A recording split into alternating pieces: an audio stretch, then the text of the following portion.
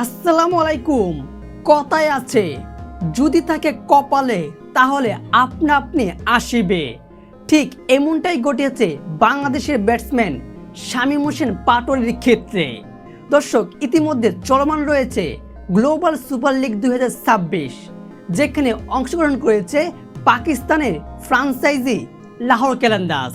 আর ইতিমধ্যে কিন্তু এই টুর্নামেন্টের শুরু থেকেই লাহোর ক্যালেন্ডার্সের হয়ে বাংলাদেশের ওপেনার পারভেজ হোসেন ইমন প্রতিটা ম্যাচে কন্টিনিউ করছে, প্রতিটা ম্যাচে দুর্দান্ত পারফরমেন্স করছে, ব্যাটিং করছে।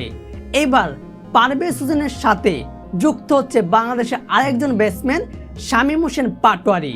মূলত লাহোর ক্যালেন্ডার্সের ফ্রাঞ্চাইজি টুর্নামেন্টার যে একটা ক্রিকেটার আবদুল্লাহ শফিক, সে পাকিস্তান জাতীয় দলের সুযোগ পেয়েছে, যার কারণে সে টুর্নামেন্ট থেকে চলে যাচ্ছে।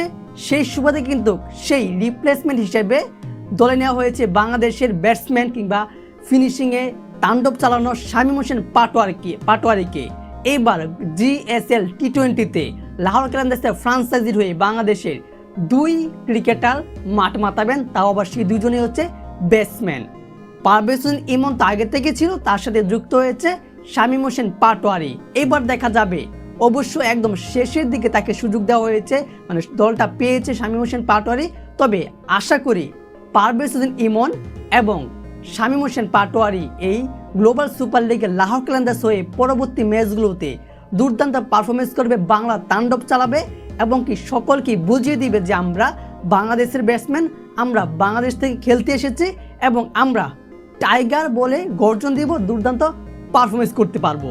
যার সুবাদে শামীম হোসেন পাটোয়ারি এখন GSL-এ তিনি চলে গিয়েছেন ওয়েস্ট ইন্ডিজের মাটিতে, সেখানেই মূলত লাহোর ক্যালেন্ডার্সের দলে যুক্ত হয়ে গেছেন। তাদের সাথে এখন খেলবেন এবং কি তার সঙ্গী থাকবেন পারভেজ হোসেন ইমন।